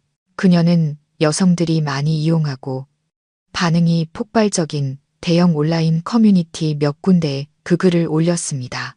그리고 수진이의 예상대로 제 이야기는 폭탄이 되었습니다. 하룻밤 사이에 그 글은 수만 개의 좋아요와 수천 개의 댓글, 공유를 기록했습니다. 여론은 들끓었습니다. 대부분의 사람들은 민준 씨와 그의 가족의 행동에 대해 극도의 분노를 표출했습니다. 세상에 어떻게 저렇게 비겁한 남자와 뻔뻔한 시댁이 있을 수 있죠. 아내분 너무 불쌍해요. 10년을 희생했는데 돌아온 건 배신이라니. 그래도 제때 정신 차리셔서 다행이에요. 읽는 내내 화가 나서 피가 거꾸로 솟는 줄 알았어요. 저런 인간들은 제대로 혼쭐이 나야 해요. 아내분의 현명함과 강인함에 감탄했습니다. 역시 여자는 스스로를 구해야 해요. 이야기는 순식간에 퍼져나갔습니다. 제가 이름을 가렸음에도 불구하고 제가 무심코 언급했던 민준 씨의 회사에 대한 세부 사항들 때문에 그의 동료들은 주인공이 누구인지 어렵지 않게 알아차렸습니다. 다음 날 민준 씨는 완전히 다른 분위기 속에서 회사에 출근했습니다. 평소에 반가운 인사는 사라지고 대신 의심스러운 눈초리와 등 뒤에서 수군거리는 소리만 남았습니다. 사람들은 그를 경멸의 눈빛으로 쳐다봤습니다. 예전에 그와 웃고 떠들던 여직원들은 이제 그를 벌레 보듯 피했습니다. 점심시간에는 아무도 그의 테이블에 앉지 않았습니다. 그는 완전히 고립되었습니다. 이 일이 사장님 귀에까지 들어갔고 사장님은 그를 방으로 불렀습니다. 별다른 말 없이 제 이야기가 실린 인터넷 기사를 그의 책상 위에 올려놓았습니다. 설명해 보게. 우리 회사는 도덕적으로 문제가 있고 회사 이미지에 악영향을 끼치는 직원을 용납할 수 없네. 민준 씨는 얼굴이 하얗게 질려 아무 말도 못하고 더듬거렸습니다. 그는 결혼 생활뿐만 아니라 자신의 경력까지 벼랑 끝에 섰다는 것을 알았습니다. 여론의 심판은 그 어떤 처벌보다 더 고통스럽고 치욕적이었습니다. 그것이 그가 치러야 할 대가였습니다. 여론이라는 폭탄은 민준 씨의 회사에서만 터진 것이 아니었습니다. 그것은 민호의 예비 신부 집에도 직격탄을 날렸습니다. 원래부터 변변한 직업이 없는 사윗감을 탐탁지 않아 했는데 이제는 온 인터넷을 떠들썩하게 만든 사기꾼 가족이라는 오명까지 추가된 셈입니다. 등장인물의 이름은 바뀌었지만 관련된 사람들은 읽어보면 누구인지 다 알 수 있었습니다. 예비 신부의 부모는 글을 읽고 지인들을 통해 추가적인 소식을 들은 후 즉시 시어머니 댁에 전화를 걸었습니다. 그들은 길게 말하지 않고 단 한마디로 통보했습니다. 이 결혼은 없던 걸로 하겠습니다. 자기 아내를 속이고 재산을 빼돌리려 한 형을 둔 집안에 우리 딸을 보낼 수는 없습니다. 정말 창피한 줄 아세요. 그 소식은 청천벽력과도 같았습니다. 시어머니는 충격으로 쓰러졌다 깨어나기를 반복했고 민호는 거의 미쳐버렸습니다. 부잣집에 장가가서 인생 역전하려던 그의 꿈은 산산조각이 났습니다. 그는 더 이상 평소의 순한 학생 같은 모습을 유지하지 못하고 자신의 형과 어머니를 원망하기 시작했습니다. 다 당신들 때문이야. 형 때문이고 어머니 때문이라고 욕심부리다 망한 거야. 이제 잘 됐네. 나는 아내도 잃고 돈도 잃고 세상에 망신까지 당하게 생겼어. 민호는 눈이 벌게져 소리쳤습니다. 회사 일로 이미 만신창이가 된 민준 씨는 동생의 비난까지 받자 참지 못하고 맞받아쳤습니다. 너 뭐라고 했어? 네가 그렇게 큰 결혼 자금을 요구하지 않았으면 이런 일이 생겼겠어? 이제 와서 모든 죄를 나한테 떠넘기는 거야. 형 탓이지 누구 탓이야. 누가 계략을 꾸몄는데 누가 10년 동안 형수를 속였냐고. 이제 속 시원하냐? 집안 다 망했어. 두 형제는 서로에게 달려들어 주먹 다짐 직전까지 갔습니다. 시어머니는 중간에 앉아 울면서 말렸지만 소용없었습니다. 원래도 별로 따뜻하지 않았던 집은 이제 서로를 향한 비난과 원망으로 더욱 황폐해졌습니다. 그들이 항상 자랑하던 가족에 저를 압박하는 데 사용했던 그것의 허약하고 위선적인 본질이 이제야 드러났습니다. 그것은 계산과 이익 위에 세워졌기 때문에 이익이 사라지자 산산조각이 난 것입니다. 아들에게 화풀이할 수 없게 되자 시어머니는 다시 저에게 분노를 터뜨렸습니다. 그녀는 저에게 전화를 걸었습니다. 저는 액정에 뜬 번호를 보고 차분하게 전화를 받아 스피커폰으로 전환했습니다. 이 나쁜 년, 이제 속이 시원하냐? 그녀의 목소리는 증오에 가득 차 전화기 너머로 날카롭게 울렸습니다. 네가 이 집안을 다 망쳐놨어. 내 아들 직장 잃게 만들고 민호 장가도 못 가게 만들고 너는 정말 재앙 덩어리야. 평생 행복하지 못할 거라고 저주할 거다. 저는 그녀가 욕하고 저주하는 것을 조용히 들었습니다. 그녀가 숨이 차 헐떡일 때쯤 저는 조용히 입을 열었습니다. 어르신, 이 가정을 망친 것은 제가 아니라 당신들의 탐욕입니다. 제 행복은 이제부터 제가 알아서 결정할 거예요. 어르신의 축복이나 저주는 필요 없습니다. 그 시간에 귀한 두 아드님이나 걱정하시는 게 좋을 겁니다. 아, 그리고 이 통화 내용도 녹음해 뒀습니다. 계속해서 전화로 협박하시면 제 변호사에게 넘기겠습니다. 그럼 이만. 말을 마치고 저는 전화를 끊고 그녀의 번호를 차단했습니다. 저는 더 이상 두렵지 않았습니다. 그녀의 협박은 이제 제게 귓가를 스치는 바람 소리일 뿐이었습니다. 그들은 바람을 심었으니 이제 폭풍을 거둘 차례였습니다. 그것은 피할 수 없는 인과응보의 법칙이었습니다. 민준 씨가 이사 나간 후 월세방은 텅 비고 썰렁해졌습니다. 하지만 저는 슬프지 않았습니다. 오히려 전에는 느껴보지 못했던 자유와 해방감을 느꼈습니다. 저는 더 이상 고통스러운 기억으로 가득한 이곳에 머물고 싶지 않았습니다. 저는 새로운 거처를 찾기로 결정했습니다. 수진이의 도움으로 저는 조용하고 녹지가 많은 지역에 있는 작은 오피스텔을 금방 구할 수 있었습니다. 집은 크지 않았지만 밝고 깨끗했으며 공원이 내다보이는 작은 베란다가 있었습니다. 처음으로 나만의 새로운 집에 발을 들여놓았을 때 저는 깊은 숨을 들이마셨습니다. 이곳의 공기는 얼마나 맑고 상쾌한지요. 이곳이 바로 제가 새로운 인생을 시작할 곳이었습니다. 저는 많은 가구를 사지 않았습니다. 정말 필요한 것들, 저에게 즐거움을 주는 것들만 남겼습니다. 저는 제 취향대로 집을 꾸몄습니다. 거실 벽은 부드러운 민트색으로 칠하고 제가 좋아하는 풍경화를 걸었습니다. 작은 크림색 소파와 따뜻한 털러그를 샀습니다. 베란다에는 작지만 생명력이 강한 채송화와 페투니아를 가득 심었습니다. 매일 아침 일어나 커튼을 걷고 아침 햇살 속에서 활짝 핀 꽃들을 바라보면 마음이 이상하리만치 평온해졌습니다. 저는 지난 10년간 감히 생각조차 못했던 일들, 즉 저 자신을 위한 시간을 보내기 시작했습니다. 건강과 유연성을 기르기 위해 요가 수업에 등록했습니다. 부드러운 동작과 깊은 호흡은 모든 스트레스를 해소하고 마음의 균형을 되찾는데 도움이 되었습니다. 도서관에서 오랫동안 읽고 싶었던 책들을 빌려왔습니다.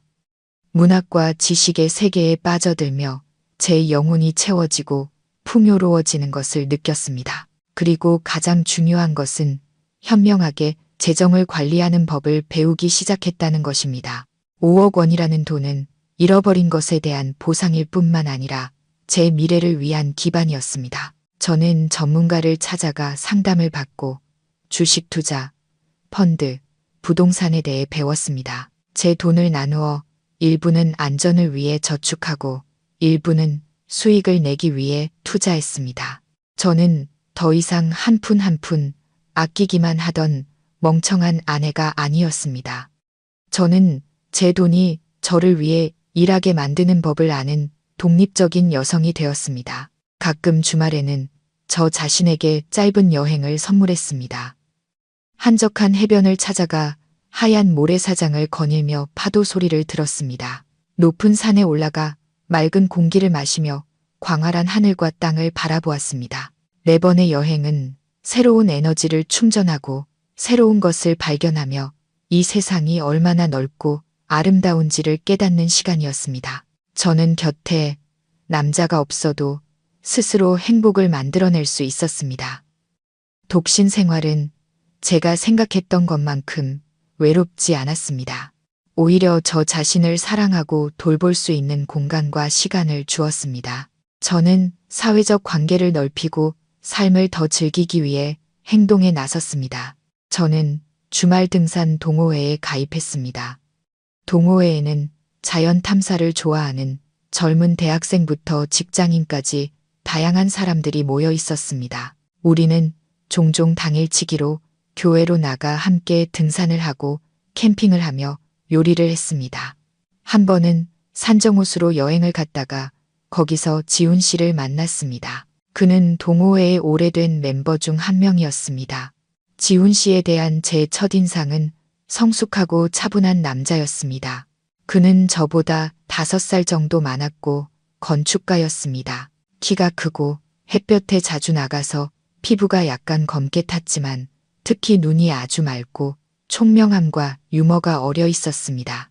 그날 모두가 텐트를 치느라 분주한 동안 저는 단단한 땅에 팩을 박지 못해 쩔쩔매고 있었습니다. 당황하고 있을 때 지훈 씨가 다가와 미소를 지으며 말했습니다. 제가 좀 도와드릴까요? 여기 땅이 돌이 많아서 요령이 좀 필요해요. 그는 제 손에서 망치를 받아들고 몇 번의 단호한 망치질로 팩들을 제자리에 깔끔하게 박았습니다. 그는 전혀 뽐내거나 잘난 체하는 기색 없이 아주 자연스럽게 행동했습니다. 일을 마친 그는 저를 돌아보며 온화하게 웃었습니다. 다 됐네요. 다음번에는 좀 더 부드러운 땅을 고르시면 될 거예요. 그날 야유회 내내 우리는 많은 이야기를 나누었습니다. 지훈 씨는 아주 흥미로운 사람이었습니다. 그는 건축, 역사부터 식물 종류에 이르기까지 다양한 분야에 대해 깊은 지식을 가지고 있었습니다. 그는 자신이 설계한 건물들의 아이디어, 영감을 얻기 위해 먼 곳으로 떠났던 여행들에 대해 이야기해 주었습니다. 하지만 저에게 가장 인상 깊었던 것은 그의 진실함과 경청하는 능력이었습니다. 그는 자기 이야기만 하는 것이 아니라 제 이야기, 직장이나 취미에 대한 사소한 이야기들도 아주 주의 깊게 들어주었습니다. 그와 함께 있으면 저는 매우 편안하고 존중받는 느낌이 들었습니다. 그 여행 이후 우리는 더 자주 연락하기 시작했습니다. 가끔 그는 저에게 커피를 마시자고 하거나 미술 전시회를 보러 가자고 했고, 때로는 그저 맑은 날 호수공원을 산책하자고 했습니다. 점차 저는 마음을 열고 그에게 제 과거, 지나간 결혼 생활과 제가 겪었던 상처에 대해 이야기했습니다. 저는 그가 불편해하거나 저를 다른 시선으로 볼 수도 있다는 마음의 준비를 하고 있었습니다. 하지만 지훈 씨는 그저 조용히 들어주었습니다. 제가 이야기를 마쳤을 때 그의 눈에는 어떠한 판단이나 동정도 없었고 오직 공감과 존중만이 담겨 있었습니다. 그는 부드럽게 말했습니다. 당신의 이야기를 믿고 나눠줘서 고마워요. 당신은 그 모든 것을 마주하고 극복해낸 정말 강한 사람이네요. 과거는 당신의 일부예요. 그것이 오늘의 당신, 이토록 강인하고 존경스러운 여성을 만든 거죠. 저는 신경 쓰지 않아요. 저는 오직 현재와 미래의 당신에게만 관심이 있어요. 그의 말은 제 마음속 상처를 치유하는 따뜻한 물줄기 같았습니다. 처음으로 한 남자가 제가 그에게 무엇을 해줄 수 있는지가 아닌 저라는 사람의 가치를 봐주었습니다. 우리 사이의 감정은 서두르거나 공허한 약속 없이 자연스럽게 피어났습니다. 그것은 이해와 존중, 그리고 진실한 사랑이라는 기반 위에 세워졌습니다. 저는 행복이 다시 한번 저에게 미소 짓고 있다는 것을 알았습니다. 제 삶이 점점 나아지는 동안 반대편에서는 민준 씨의 가족이 스스로 만든 수렁 속으로 서서히 빠져들고 있었습니다. 이 소식들은 제가 일부러 찾아본 것은 아니었지만 가끔 수진이가 제가 떠나기로 한 결정이 전적으로 옳았다는 것을 상기시켜 주려는 듯 저에게 업데이트해 주었습니다. 민준 씨는 도덕성 스캔들로 해고된 후 매우 힘든 시간을 보내야 했습니다. 사무직 업계에 아내를 속인 탐욕스러운 남자라는 소문이 퍼지면서 어떤 회사도 그를 받아주지 않았습니다. 잘 나가던 팀장에서 그는 하루하루 먹고 살기 위해 온갖 육체 노동을 해야 했습니다. 때로는 새벽 시장에서 짐을 나르고 때로는 배달 대행 기사로 일했습니다. 예전에 그와 어울려 술 마시던 친구들도 모두 자취를 감췄습니다. 아무도 파산한 사람과 얽히고 싶어 하지 않았습니다. 그는 살이 끔찍하게 빠졌고 얼굴은 항상 초췌했으며 예전의 멋진 모습은 온데간데 없었습니다. 시어머니의 상황도 나을 것이 없었습니다. 막내 아들이 파혼하고 큰아들이 실직하는 충격을 겪은 후 그녀는 급격히 쇠약해졌습니다. 고혈압, 관절염과 같은 노인성 질환이 그녀를 괴롭히기 시작했습니다. 저에게서 오던 풍족한 지원이 끊기자 그녀는 직접 시장에 나가 채소 한 단, 생선 한 마리를 사기 위해 한 푼 한 푼 따지며 싸워야 했습니다. 예전에 그녀의 집에 놀러와 화투를 치고 수다를 떨던 동네 아주머니들도 이제는 다른 눈으로 그녀를 쳐다봤습니다. 그들은 등 뒤에서 그녀의 가족 이야기, 착하고 능력 있는 며느리를 지키지 못한 것에 대해 수군거렸습니다. 치욕과 궁핍, 그리고 병만은 단 몇 달 만에 그녀를 10년은 더 늙어 보이게 만들었습니다. 그리고 온 가족의 희망이었던 민호는 인생 역전의 꿈이 깨진 후 좌절감에 빠져 모든 것을 포기했습니다. 그는 직장을 그만두고 나쁜 친구들과 어울리며 하루 종일 빈둥거렸고 도박에 빠져 빚더미에 앉았습니다. 돈이 없으면 집에 와서 어머니에게 손을 벌렸습니다. 모자는 돈 문제로 끊임없이 다퉜습니다. 한 번은 수진이가 말해주길 사람들이 민호가 조폭들에게 집까지 찾아와 빚 독촉을 당하고 무릎을 꿇고 빚을 갚게 해달라고 비는 것을 봤다고 했습니다. 가끔 민준 씨는 여전히 저에게 연락을 시도했습니다. 그는 자신의 비참한 처지를 늘어놓고 잘못을 뉘우치고 있으며 후회하고 있으니 다시 한번 기회를 달라는 장문의 메시지를 보냈습니다. 하지만 저는 읽기만 하고 답장하지 않았습니다. 제 마음은 더 이상 조금도 흔들리지 않았습니다. 그것은 통쾌함이 아니라 평온함이었습니다. 모든 것이 정말로 끝났습니다.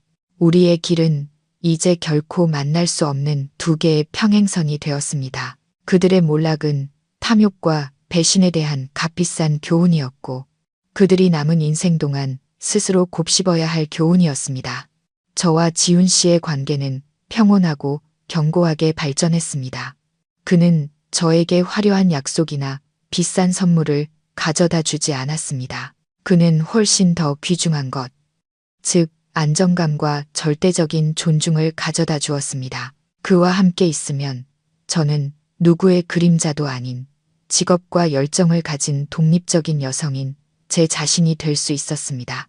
1년 넘게 서로를 알아간 후 지훈 씨는 바람 소리가 윙윙거리는 소나무 숲이 우거진 대관령으로의 여행 중에 저에게 청혼했습니다. 그는 무릎을 꿇지도 않았고 촛불과 장미도 없었습니다. 그는 그저 제 손을 잡고 제 눈을 깊이 들여다보며 말했습니다. 서연 씨, 저와 함께 집을, 이해와 나눔이 있고 어떠한 거짓도 없는 진정한 보금자리를 만들어 갈래요? 저는 울었습니다. 하지만 이번에는 충만한 행복의 눈물이었습니다. 저는 조금의 망설임도 없이 고개를 끄덕였습니다. 우리 결혼식은 호숫가의 작은 레스토랑에서 소박하지만 매우 따뜻하게 열렸습니다. 하객은 양가 가족과 가장 친한 친구들 뿐이었습니다. 저는 지훈 씨가 직접 디자인해준 순백의 웨딩드레스를 입었습니다. 그가 서약하는 말을 들으며 그의 옆에 서서 저는 제가 올바른 사람, 제게 속한 행복을 찾았다는 것을 알았습니다.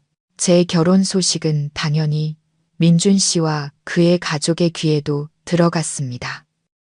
수진이가 전해주길 한 공통된 친구가 그녀에게 민준 씨의 SNS 페이지를 보여주었다고 합니다.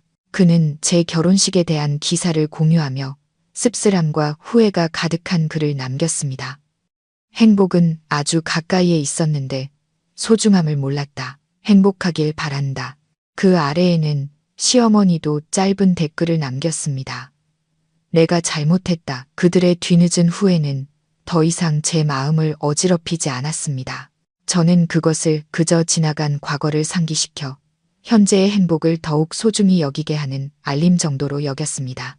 결혼 후 저와 지훈 씨의 삶은 웃음으로 가득 찼습니다. 우리는 함께 요리를 하고 베란다에 작은 정원을 가꾸고 주말에는 함께 영화를 보러 갔습니다. 그는 제 직업상의 모든 결정을 항상 지지해 주었습니다. 그의 격려와 그동안 쌓아온 재정 지식 덕분에 저는 과감하게 이전 회사를 그만두고 제 자본금의 일부를 사용하여 수진이와 함께 작은 미디어 컨설팅 회사를 설립했습니다. 사업 초기에는 약간의 어려움이 있었지만 우리 둘의 노력으로 회사는 점차 안정되고 발전해 나갔습니다. 몇 년 후 평범한 직장인이었던 저는 자신감 넘치는 성공한 여성 CEO가 되었습니다. 직업적 성공과 행복한 결혼 생활이 저로 하여금 어려웠던 시절을 잊게 하지는 않았습니다. 오히려 그 고통스러운 경험이 저로 하여금 더 의미 있는 일을 하도록 자극했습니다. 저는 제 이야기와 경험을 사용하여 신체적, 정신적, 특히 경제적 폭력을 겪고 있는 다른 여성들을 돕고 싶었습니다. 저는 수진이 및 몇몇 변호사 친구들과 함께 자유의 돛이라는 이름의 작은 자선 기금을 설립했습니다. 기금의 목표는 유해한 결혼 생활에서 벗어나 새로운 삶을 시작하고자 하는 여성들에게 무료 법률 지원, 심리 상담 및 소액 무이자 대출을 제공하는 것이었습니다. 이제 제 신분을 공개한 제 이야기는 강력한 영감이 되었습니다. 많은 여성들이 우리를 찾아왔습니다. 남편에게 월급을 모두 빼앗겨 술과 도박에 탕진당하는 노동자도 있었고, 지식인이지만 남편에게 재정을 철저히 통제당해 단 한 푼의 개인 자금도 허용되지 않는 사람도 있었으며, 저처럼 속아서 시댁의 재산을 빼앗길 뻔한 사람도 있었습니다. 저는 한 사람 한 사람의 이야기를 들으며 그 속에서 예전 제 모습의 일부를 보았습니다. 저는 공감하고 나누며 그들에게 실질적인 조언을 해주었습니다. 자매님들, 가장 먼저 기억해야 할 것은 경제적 독립입니다. 절대로 자신의 돈을 다른 사람에게 맡기지 마세요. 자신만의 비상금을 가지고 있어야 합니다. 저는 한 강연에서 그들에게 말했습니다. 둘째, 자신을 사랑하고 존중할 줄 알아야 합니다. 맹목적으로 희생하지 마세요. 희생은 존중받을 때만 가치가 있습니다. 자유의 돛 기금은 점점 더 발전하여 많은 불행한 삶을 도울 수 있었습니다. 한때 소심하고 두려워하던 여성들이 이제 자신감 있게 자신의 두 발로 서고 새로운 직업을 찾고 양육권을 획득하는 것을 보며 저는 큰 행복을 느꼈습니다. 이 행복은 많은 돈을 벌거나 사회에서 높은 지위를 얻는 것보다 더 컸습니다. 그것은 나눔의 행복, 긍정적인 가치를 전파하는 행복이었습니다. 지훈 씨는 항상 저를 전적으로 지지해 주었습니다. 그는 기금에 재정적으로 기여할 뿐만 아니라 저와 함께 활동에 자주 참여했습니다. 그는 말했습니다. 당신이 하는 일은 매우 의미가 있어요. 당신은 여성들을 구하는 것뿐만 아니라 미래를 위해 더 건강한 가정을 만들고 있는 거예요.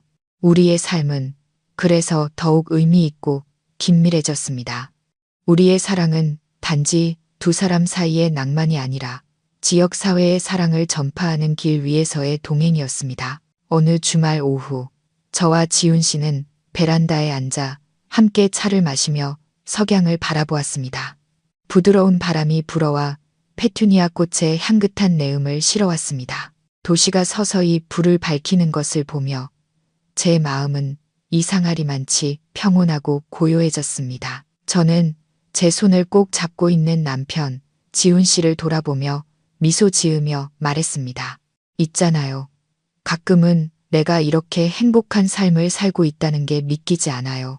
지훈 씨는 제 손을 부드럽게 쥐며 말했습니다. 왜 믿기지 않아요? 당신은 이 모든 것을 누릴 자격이 있고 그 이상을 받을 자격도 있어요. 저는 그의 어깨에 머리를 기댄 채 조용히 먼 곳을 바라보았습니다. 저는 과거를 잃어버린 10년의 청춘을, 눈물과 고통, 그리고 분노를 생각했습니다. 하지만 이상하게도 더 이상 원망이나 후회가 느껴지지 않았습니다. 모든 것이 마치 제가 관객이 되어 다시 보는 낡은 영화처럼 아주 멀게 느껴졌습니다. 저는 만약 민준 씨의 배신이 없었다면 아마도 저는 여전히 거짓 행복의 껍질 속에서 안주하는 멍청한 아내였을 것이라는 것을 깨달았습니다. 저는 결코 독립의 가치를 알지 못했을 것이고 꿈을 샜기 위해 안전지대를 벗어날 용기도 없었을 겁니다. 그리고 저를 진정으로 사랑하고 존중해주는 남자, 지훈 씨를 만날 수도 없었을 겁니다. 그 고통스러운 추락은 알고 보니 제 탄생이었습니다. 그것은 저를 탈바꿈시키고 더 강하고 굳세게 만들었습니다. 그것은 저에게 사람에 대해, 인생에 대해, 그리고 가장 중요한 것은 제 자신의 가치에 대해 값비싼 교훈을 가르쳐 주었습니다. 한때 저를 해쳤던 사람들은 이제 자신의 행동에 대한 대가를 치르고 있습니다. 그들은 고통과 자책, 후회 속에서 잠겨 있습니다. 하지만 저는 더 이상 통쾌함을 느끼지 않습니다. 저는 그저 그것이 인생의 공정한 인과응보의 법칙이라고 느낄 뿐입니다. 각자 자신의 선택에 책임을 져야 합니다. 그들은 탐욕과 거짓을 선택했습니다. 그리고 저는 모든 것 끝에 용서를 선택했습니다. 그들을 용서하는 것이 아니라 제 자신을 용서하는 것입니다. 과거의 족쇄에서 제 자신을 해방시켜 현재에 충실하고 의미 있는 삶을 살 수 있도록요. 저는 제 영혼 속에서 진정한 평온을 찾았습니다. 폭풍우를 지나 평온한 항구에 도착한 한 여성의 평온함을요. 몇 년 후 회사가 안정적으로 운영되고 자선 기금도 운영할 수 있는 견고한 팀이 꾸려졌을 때 저와 지훈 씨는 큰 꿈을 실현하기로 결정했습니다. 우리는 오피스텔을 팔고 그동안 모은 돈을 더해 교회의 땅을 사서 우리만의 집을 직접 설계하고 지었습니다. 집은 그리 크지 않았지만 우리가 꿈꾸던 모든 것이 담겨 있었습니다. 그것은 푸른 정원으로 둘러싸인 붉은 기와지붕을 얹은 2층 집이었습니다. 지훈 씨가 직접 건축의 모든 선을 그렸고 저는 벽돌 하나, 가구 하나를 직접 골랐습니다. 우리 집은 시멘트와 철근으로만 지어진 것이 아니라 사랑과 정성, 그리고 공동의 꿈으로 지어졌습니다. 거실에는 겨울에 우리가 앉아 책을 읽는 따뜻한 벽난로가 있습니다. 주방은 넓어서 제가 맛있는 음식을 마음껏 요리할 수 있습니다. 그리고 특히 정원이 내다보이는 창문이 있는 큰 서재가 있어 우리가 함께 일하고 아이디어를 공유합니다. 우리의 삶은 평범하지만 행복으로 가득 차 흘러갔습니다. 아침마다 우리는 집 근처 공원에서 함께 운동을 합니다. 퇴근 후에는 함께 밭을 갈고 채소를 심고 장미와 국화 화단을 가꿉니다. 주말에는 종종 친구들을 집에 초대하여 야외 바비큐 파티를 엽니다. 정원 가득 웃음소리가 울려 퍼집니다. 과거에 수많은 고통과 눈물의 근원이 되었던 5억 원이라는 돈은 결국 배신자와 함께하는 차가운 아파트를 사는데 쓰이지 않았습니다. 대신 그것은 저에게 각성과 자유, 그리고 몇 배나 더 빛나는 새로운 삶을 가져다 준 계기이자 초기 자본금이 되었습니다. 그것은 저에게 집의 가치가 크기나 가격에 있는 것이 아니라 그 안에 사는 사람들이 서로에게 주는 사랑과 존중, 그리고 평온함에 있다는 것을 깨닫게 해주었습니다. 지나온 길을 돌아보며 저는 만족스럽게 미소 지었습니다. 저는 한 가지 진실을 깨닫는데 10년이 걸렸지만 다행히도 다시 시작할 시간은 충분했습니다. 저는 멍청한 아내에서 자립적이고 행복하며 사회에 유익한 여성이 되었습니다. 저는 진정한 인생의 동반자, 진정한 의미의 보금자리를 찾았습니다. 그리고 그것이야말로 제 인생 이야기의 가장 완벽한 해피엔딩이었습니다. 해피엔딩이었습니다. 해피엔딩이었습니다. 해피엔딩이었습니다. 해피엔딩이었습니다. 해피엔딩이었습니다. 해피엔딩이었습니다. 해피엔딩